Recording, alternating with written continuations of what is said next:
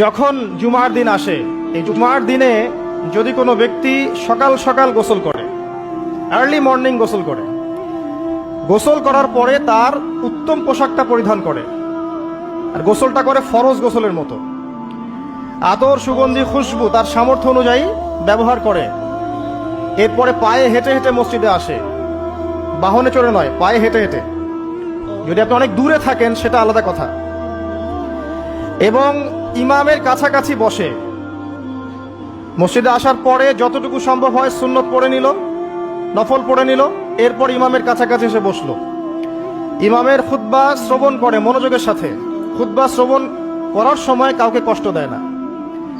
কাউকে কষ্ট দেয় না মানে হচ্ছে যে কেউ কথা বললে তাকে এতটুকু বলে না যে তুমি চুপ করো, কোনো কষ্ট দেয় না। ইমামের খুতবা শ্রবণ করে, নামাজ পড়ে ইমামের সাথে।